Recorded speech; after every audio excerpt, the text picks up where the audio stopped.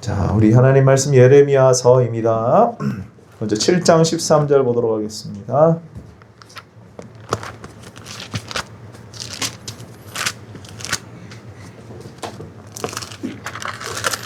장 13절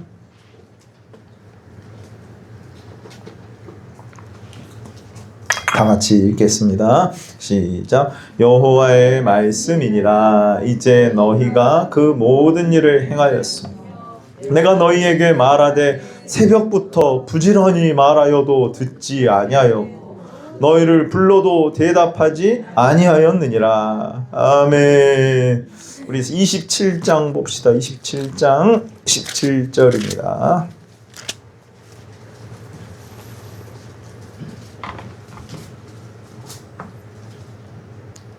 다 같이 27장 17절 읽어보겠습니다. 시작. 너희는 그들의 말을 듣지 말고 바벨론의 왕을 섬기라. 그리하면 살리라. 어찌하여 이 성을 황무지가 되게 하려느냐. 아멘.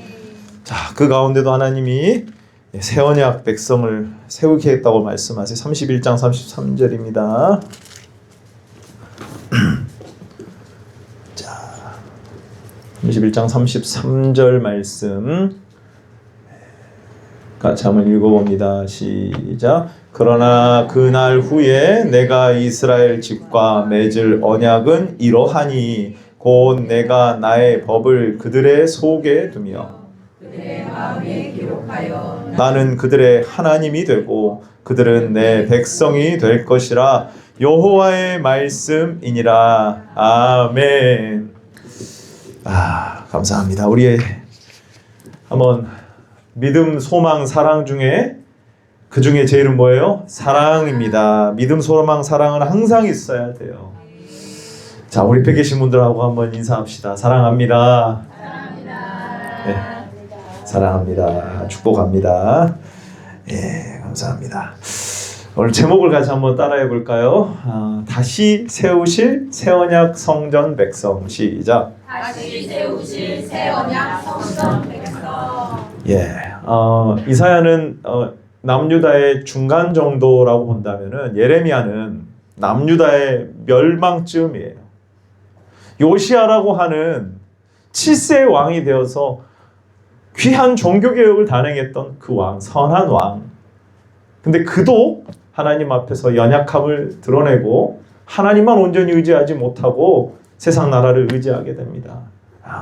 그러니까 요시야 왕 그 때부터 해야지고 그 다음에 이제 어디까지? 유다의 마지막 왕이었던 시드기야 왕까지 한 40여 년 동안 선지자 활동을 한 사람이 누구냐? 바로 예레미야입니다. 여러분 아시다시피 예레미야는 별명이 뭐예요? 눈물의 선지자입니다. 눈물의 선지자.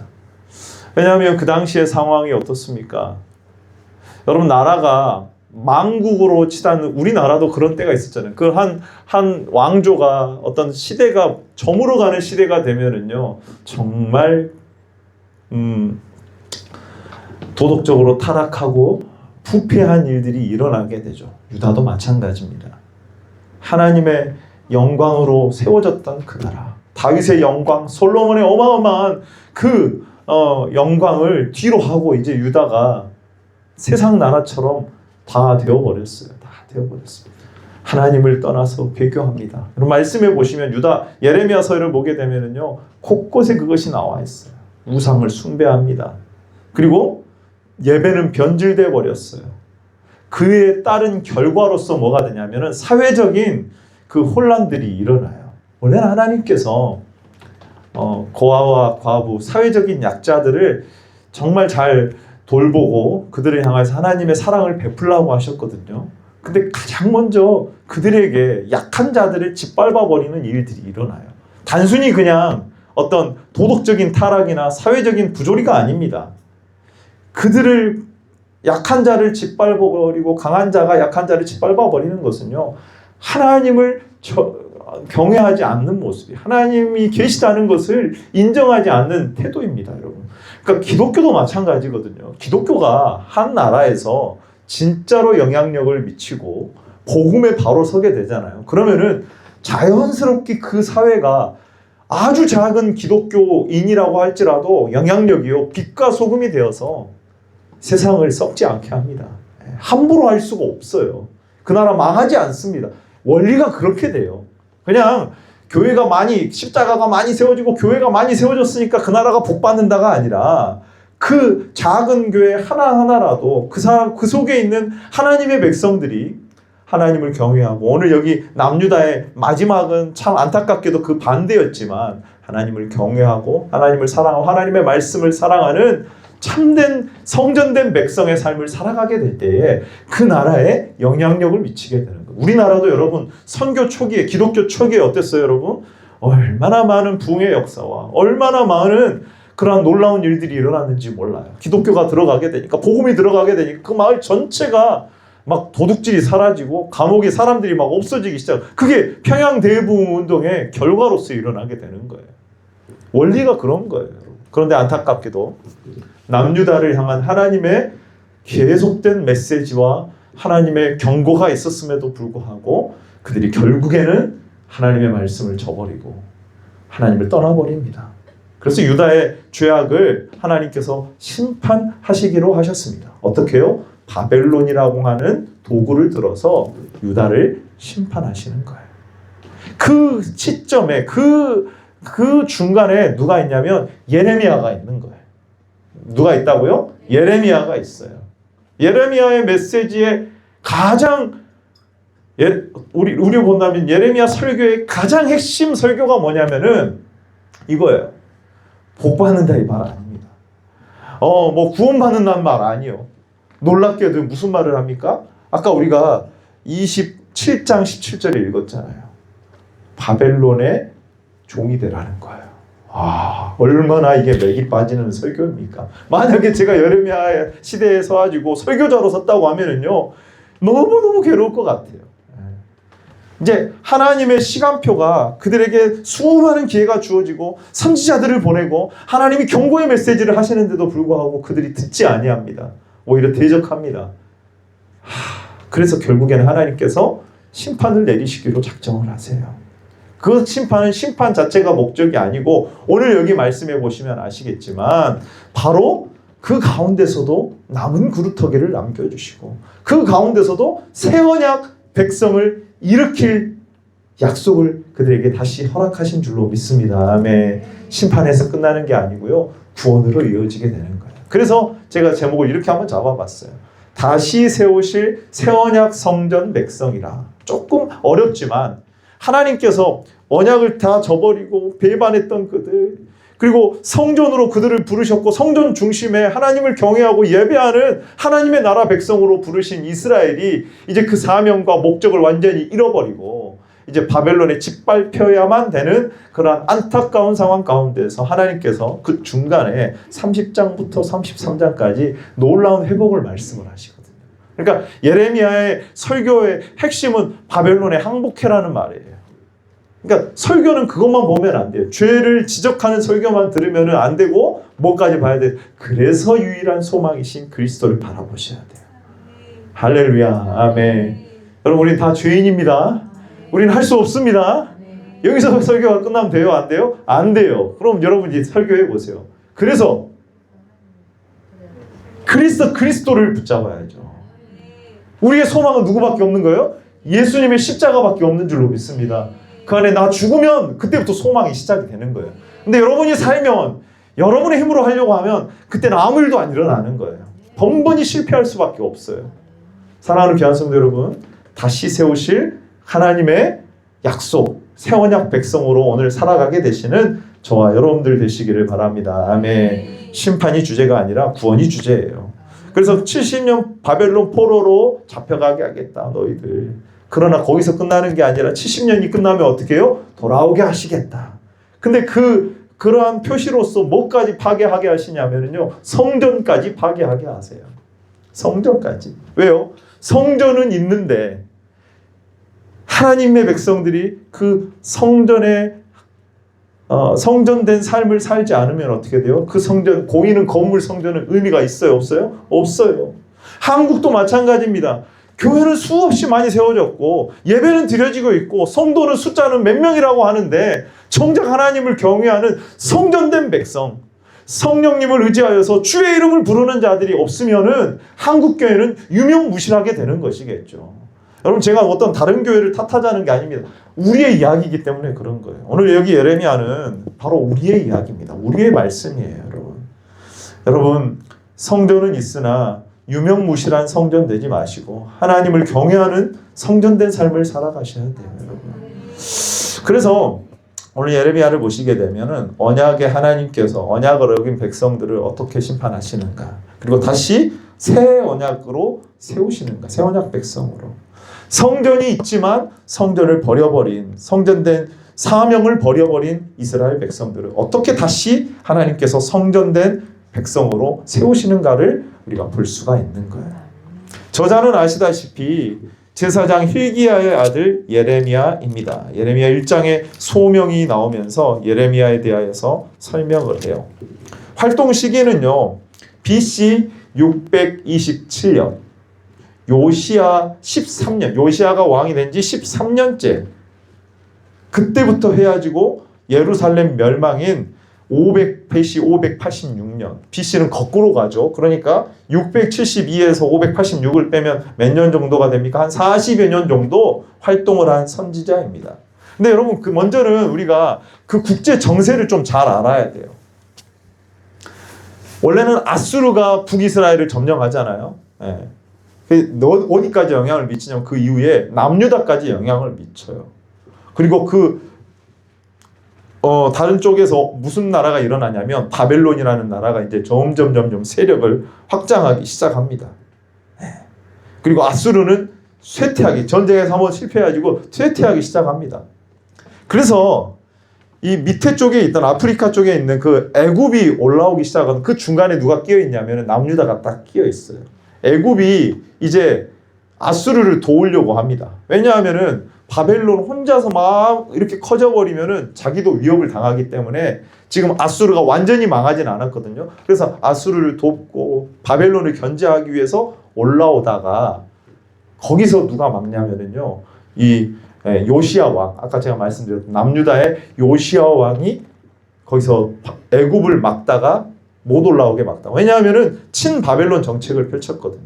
그래서 거기서 근데 놀랍게도 요시야 왕이 죽어버려요. 여러분 아마 역사 시간에 아실 거예요. 그게 무깃도라는 지역에서 요시야 왕이 죽습니다.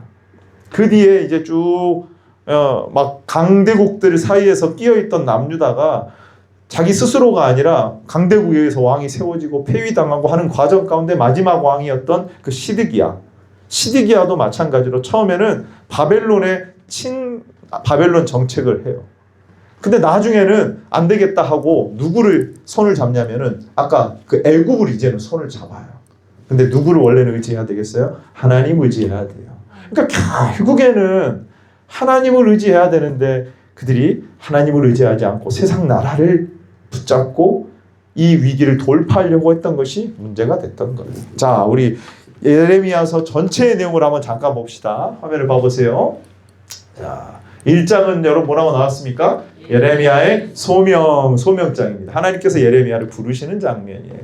그리고 2장부터 26장까지는요. 그러니까 22장부터 26장까지 보면은 환상들이 나오고 그 다음에 하나님께서 예레미야에게 이렇게 하라고 말씀하신 내용들이 나오거든요. 근데 그게 다 뭐하고 연관이 됐냐면 유다가 지금 잘못하고 있는 부분들, 왜 하나님께서 심판을 내리셔야 되는지 그 이유에 대해서 다 낱낱이 드러내시고 있는 장면이 2장부터 26장까지 나와요. 그리고 26장부터 29장은요. 시작. 그런 가운데서 하나님께서 바벨론의 종이 되라고 말씀하시는 예레미야 입을 통하여서 선포된 하나님의 말씀. 여러분, 백성들이 그 말을 곧이곧대로 듣겠어요? 안 듣겠어요? 안 들어요. 우리나라가 만약에 일제시대 때 일제 항복하라 하면은 누가 좋아하겠습니까? 누가 좋아하겠어요? 그래서 수많은 선지자들이 예레미야를 향해서 공격하고 왕도 심지어는 공격하고 거의 대부분 예레미야를 공격합니다. 그럼에도 불구하고 끝까지 예레미야는 하나님의 말씀을 곧이곧대로 전해요. 그래서 거짓 선지자들과의 대결이 일어나죠. 근데 여러분 결국에는 누구의 말이 그대로 맞아 떨어집니까? 예레미야의 말이 맞아 떨어지는 거예요. 여러분 당시에 이스라엘 백성들은요 히스기야 왕 때 한번 사건을 겪었거든요. 아수르라고 하는 나라가 쳐들어왔는데 그 당시 어마어마한 제국인데 히스기야 왕이 하나님 앞에 엎드리고 하나님 앞에 기도했더니 어때요? 구원을 받았습니다. 아수르를 이겨버린 거예요. 그때와 지금은 좀 달라요. 그저 그냥 그때만을 기억하고 이스라엘 백성들이 이 예레미야의 말을 듣지 않아요. 아, 하나님이 이기게 하실 거야. 그때도 이겼는데 우리나라가 어떤 나라인데 하면서 그런 아니라는 생각을 가지고 여러분 성경에 보면 그런 내용들이 쭉 나오거든요. 그러면서 이들이 예레미야의 말을 듣지 않아요. 여러분 근데 하나님의 진노의 잔이 다 찬 거예요. 끊임없이 선지자를 보내고 끊임없이 말씀을 하시는데 그들이 거부한 것입니다. 그래서 하나님께서 바벨론을 들어서 치시겠다고 말씀하세요. 근데 여러분 거기서 멈추는 것이 아니라 30장부터 33장 놀라운 하나님의 말씀을 하시는 거예요. 여러분 이게 우리가 붙잡아야 될 내용이거든요. 어떻게 보면 34 시작 위로의 책 그래가지고 뭐가 있습니까? 회복과 새 언약 우리가 읽었던 그 말씀이에요. 하나님께서 포로에서 돌아오게 하실 것이다. 그리고 하나님께서 새 언약 백성을 세우실 것이다. 옛날에는 이 돌판에다가 율법을 새겼는데 이제는 어디다 새기겠다고요? 마음에다가 신비에다가 율법을 새겨서 하나님을 진정으로 사랑하고 하나님을 섬기는 제사장 나라 되게 하겠다. 원래 세우고자 했던 그 나라를 세우시겠다고 말씀하시면서 다윗의 그 지파에서 의로운 가지 하나를 일으켜서 그 일을 하시겠다는 거예요. 그게 이제 바로 다음에 일어날 일이 아니라 훗날 메시아가 오셔서 이제 성령을 통하여서 일으키실 새 언약 백성 오늘 우리들을 말하고 있어요. 여러분. 회복과 새 언약.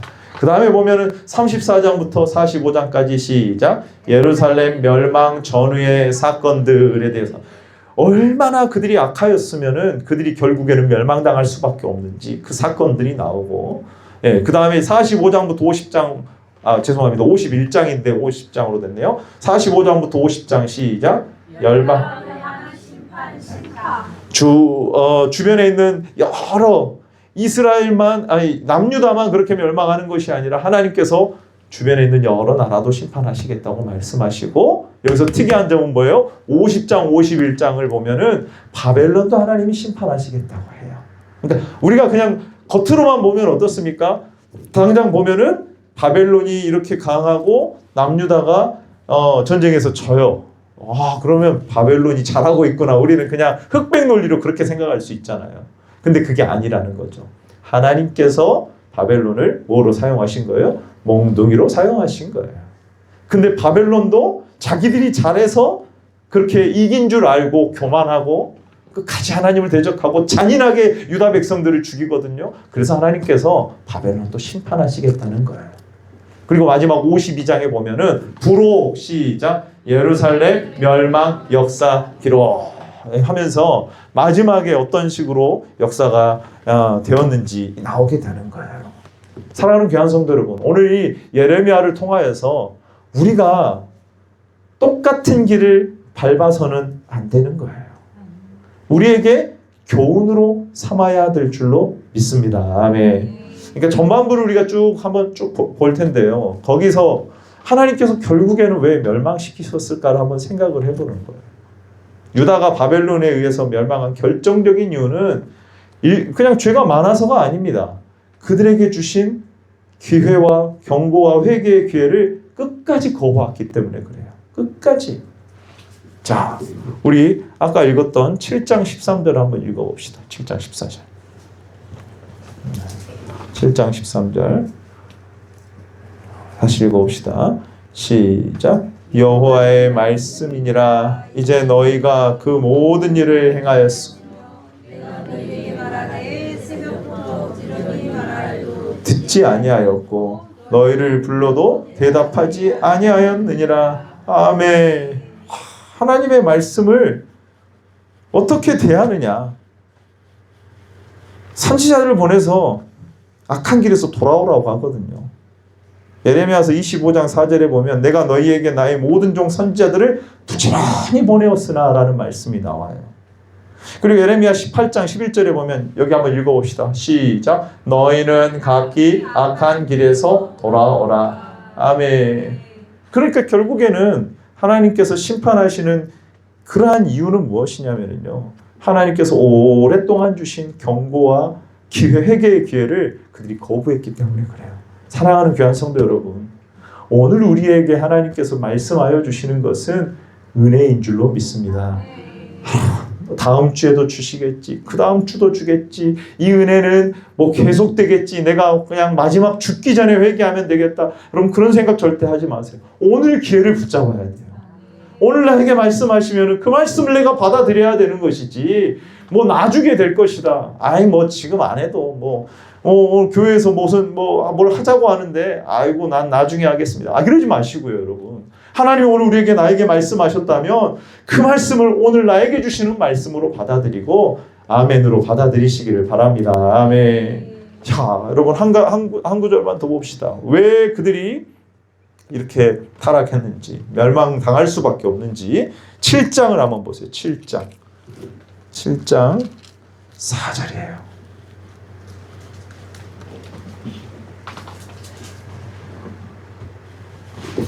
7장 4절에 보면은 같이 한번 뭐라고 나와 있습니까? 시작. 너희는 이것이 여호와의 성전이라, 여호와의 성전이라, 여호와의 성전이라 하는 거짓말을 믿지 말라. 아멘. 여러분, 여호와의 성전이 그 자리에 있었어요. 전쟁 일어나기 전에, 바벨론에게 멸망당하기 전에 있었어요, 없었어요? 있었어요. 제사는 드려지고 있었습니다. 그런데 여러분, 정작 그 안에 담겨야 될 하나님을 경외함, 하나님의 약속을 신뢰함, 그에 따른 언약적 삶, 하나님 말씀을 순종하는 삶, 이게 없었던 거예요. 여러분, 보이는 건물이 있다고 해서 내가 안전한 것이 아닙니다. 내가 종교의 행위를 하고 있다고 해서 나가 안전한 것이 아니에요. 여러분, 내가 여호와의 성전으로서의 삶을 살아야 될 줄로 믿습니다. 거기서 하나님을 경외하고, 거기서 회복이 일어나고, 거기서 하나님의 말씀이 선포되고 회복과 치유와 그런 것이 일어나게 되는 거예요. 성전이 성전돼야 됩니다. 그런데 그게 사라져버린 거예요. 성전 신앙이 무너진 것입니다. 그래서 그들이 바벨론에서 망하게 되는 거예요. 그러면서 결국에는 그들에게 하나님께서 언약을 깨져버렸음을 선포를 합니다. 언약이 깨졌습니다. 자, 우리 예레미야 2장 5절을 한번 봅시다. 2장 5절. 2장 5절.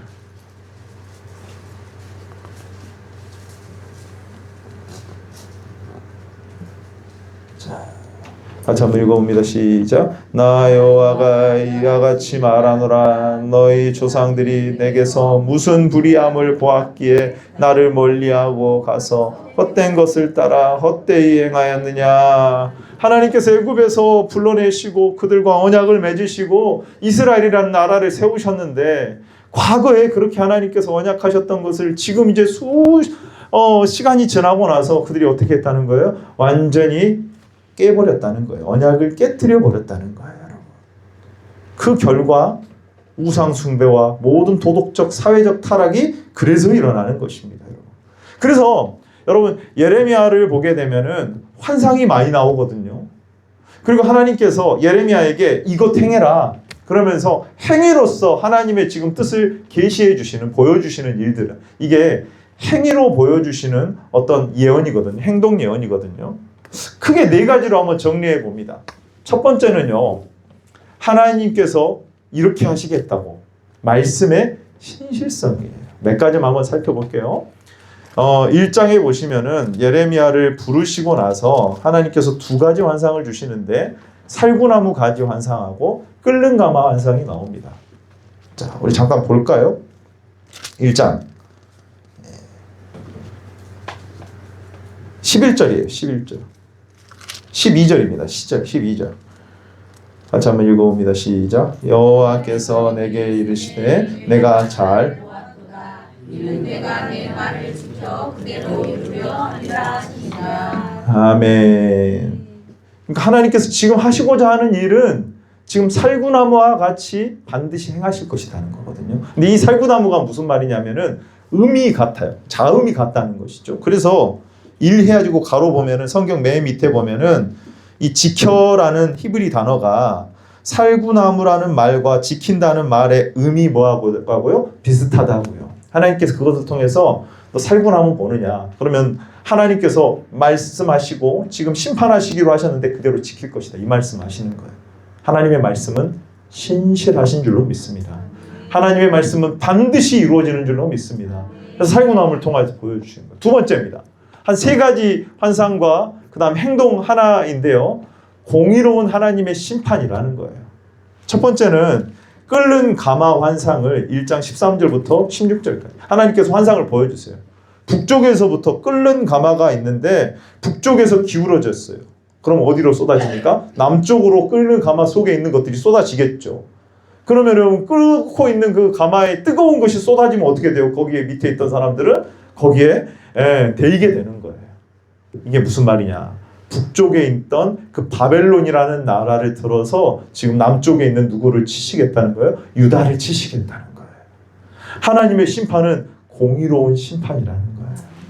또 한 가지 봐보세요, 여러분. 19장을 잠깐 타봅시다. 19장에 잠깐 보시면은 1절부터 13절까지 쭉 보시면은 깨진 옹기를 말씀을 하세요. 자, 19장 토기장의 옹기를 사고 선포하여 가지고 이렇게 말씀을 하세요. 그러면서 이제 그것을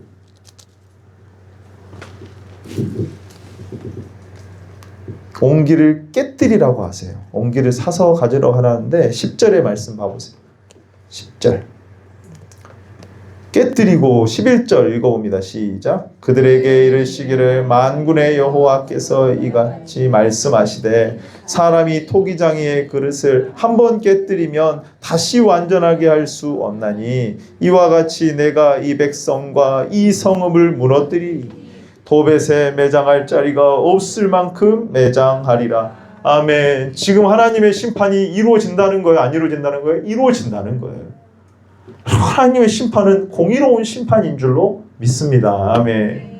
그래서 하나님께서 그 행위 예언을 통하여서 보여주시는 거예요.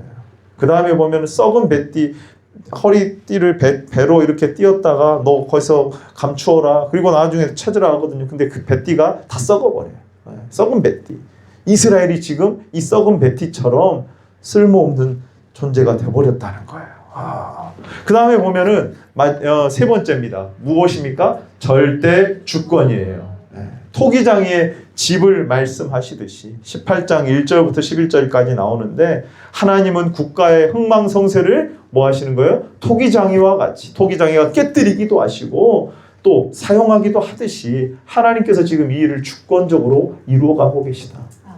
역사의 주인은 하나님이신 줄로 믿습니다. 아멘. 그래서 그들이 돌아와야 되는데 돌아오지 않습니다. 그래서 그들이 특별히 예레미야 때에는 지금 하나님께서는 돌아오라는 말씀이 아니라 뭘 말씀하신다고요? 바벨론으로 포로로 잡혀가라는 거예요. 근데 여기서 그 말씀 가운데 24장을 한번 넘겨보세요. 24장.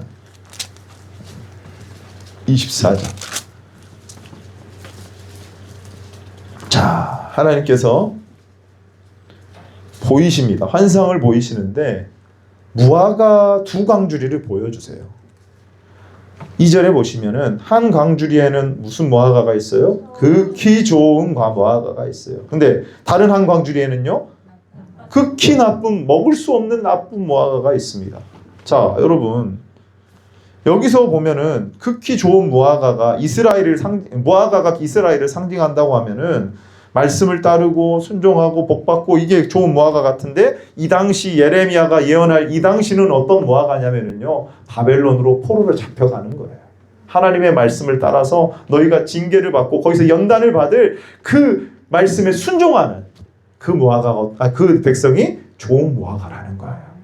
근데 그거 거부하고 아니다 우리가 애굽이라도 붙잡아서 이 위기를 극복해보자 하고 어떻게 돼요? 자, 8절 말씀 한번 봐보세요. 8절 말씀 같이 한번 읽어봅니다. 시작. 여호와께서 이와 같이 말씀하시니 내가 유다의 왕 시드기야와 그 고관들과 예루살렘의 남은 자로서 이 땅에 남아있는 자와 애굽 땅에 사는 자들을 나빠서 먹을 수 없는 이 나쁜 무화과 같이 버리되, 뭐 하는 거예요? 애굽으로 지금 도망가가지고 하나님 앞에 회개하고 하나님 의지하고 우리가 잘못했습니다 한 게 아니라 이제 애굽으로 하는 거예요. 거기로 도망가면 살 수 있다는 거예요.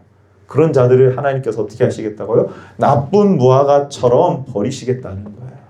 그들을 향하여서 심판을 내리시겠다는 거예요. 그러니까 여러분, 심판이 심판으로 끝나는 게 아니라 회복으로, 이때는 지금 바벨론 총으로 들어가야 될 때예요. 연단 받아야 될 때인 것이죠. 자, 여러분, 하나님의 말씀은 반드시 성취되는 줄로 믿습니다. 아멘. 심판은 하나님의 언약 위반에 대한 정당한 응답이에요. 그리고 하나님은 열방과 역사의 절대 주권자이심을 믿으셔야 됩니다. 심판 중에도 남은 자를 향한 은혜가 있어요, 없어요? 있습니다. 좋은 무화과라는 말은 바벨론 포로로 잡혀가면 70년 후에 어떻게 하시겠다고요? 돌아오게 하시겠다고요. 70년이 끝나면은 반드시 돌아오게 하시겠다고요. 여러분. 그래서 마지막에 보면은 아나돗의 밭을 매입하게 합니다. 지금 나라가 망해가는데 그 밭을 사게 해요. 왜냐하면 70년 후에 돌아올 것이기 때문에 하나님은 이 일을 반드시 이루실 것이다. 여러분, 이것을 믿으라는 것이죠. 자, 오늘 어떻게 보면 예레미야의 핵심과도 같은 이제 30장부터 33장으로 갑니다. 자, 그럼에도 불구하고 이렇게 정말 안타깝고 절망으로 갈 수밖에 없는 상황, 일반적인 나라의 상황이라고 한다면 나라가 망하는 상황이에요. 근데 하나님께서는 희망을 말씀하십니다. 소망을 말씀하세요. 우리 31장을 한번 넘겨봅시다. 31장.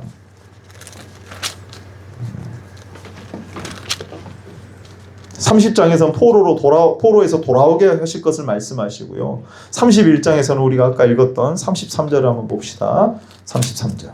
새 언약 백성을 말씀하세요. 같이 읽어봅니다. 시작.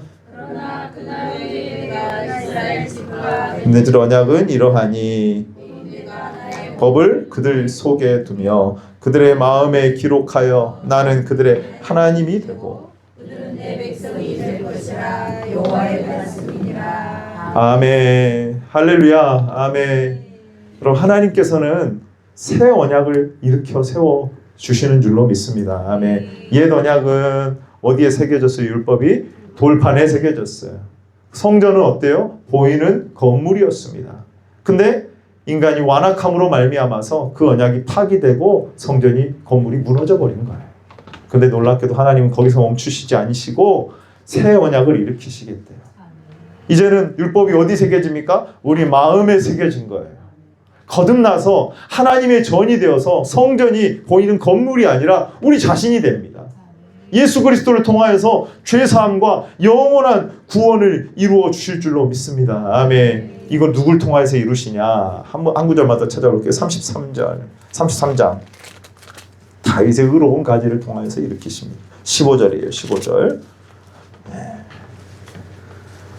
33장 15절 시작. 그날 그때 내가 다윗에게서 한 공의로운 가지가 나게 하리니 그가 이 땅에 정의와 공의를 실행할 것이라. 아멘. 아멘. 할렐루야. 아멘. 여러분, 하나님께서는 징계에서 멈추시는 것이 아니라 심판에서 멈추시는 것이 아니라 회복시키시는 하나님이신 줄로 믿습니다. 그러니까 이 70년 포로에서 돌아오겠다고 하는 데서 멈추는 것이 아니고요. 물론 그 다음에 돌아와서도 그들이 연약한 모습을 보였지만 이제는 다윗의 의로운 한 가지인 메시아를 보내어 주셔서 이제는 성령으로 거듭나서 하나님을 마음으로 기뻐하면서 마음에 새겨진 율법 기뻐하며 감사하며 하나님의 말씀을 따르는 참된 성전된 백성을 세워주시겠다는 거예요. 여러분, 이것이 오늘 우리가 받고 있는 구원인 줄로 믿으시기를 바랍니다. 아멘.